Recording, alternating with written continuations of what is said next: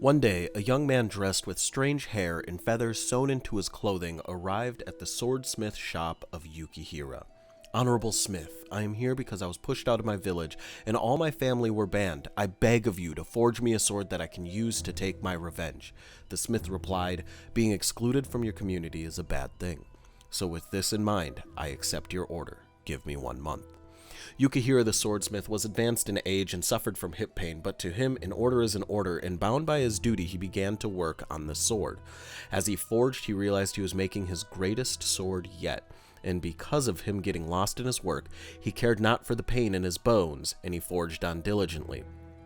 1 month passed, and the young man arrived to pick up his sword. However, due to the diminished working ability of Yukihira, he had not managed to finish the handle of the blade and had only given it one polished pass.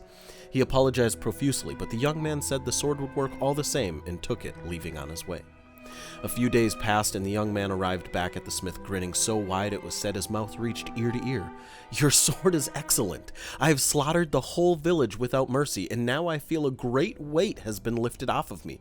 All of this thanks to you, and I wish to repay the favor. I offer my services free of charge as your assistant. Yukihira responded that the young man could surely not learn the art of swordcraft in such a short time, but allowed him to stay and watch anyway.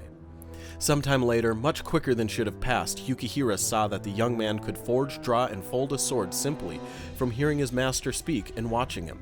And he made excellent blades. He thought to himself that no man would have ever been able to accomplish such a feat.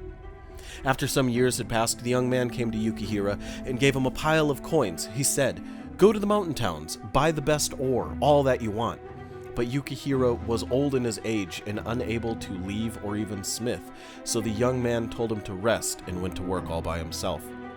In a short time, the young man made 66 blades of long and short lengths and placed them in a cave behind the smithy for storage. He said, "Master, you are old. It is likely time for you to retire. Therefore, I have forged you many blades, both long and short, which you can now sell and live free of worry for the rest of your life." Yukihira was moved to tears and weepingly thanked the man.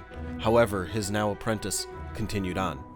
"Before, when I took revenge using the sword you smithed for me, the god Bonten appeared in front of me and warned me that I was in grave trouble for what I have done, and that I am now banished and must go into hiding for 3 years. So I thought, if I had to spend the 3 years anyway, it would be with the man who helped me enact my revenge. I must thank you that you welcomed me in my banishment in your smithy." Then the young man disappeared, as did the hip problems of the old man Yukihira.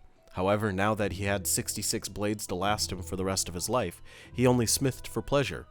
Whenever he sold one of the blades, he would proudly exclaim, "These blades were forged by a demon god, and they cut like one as well."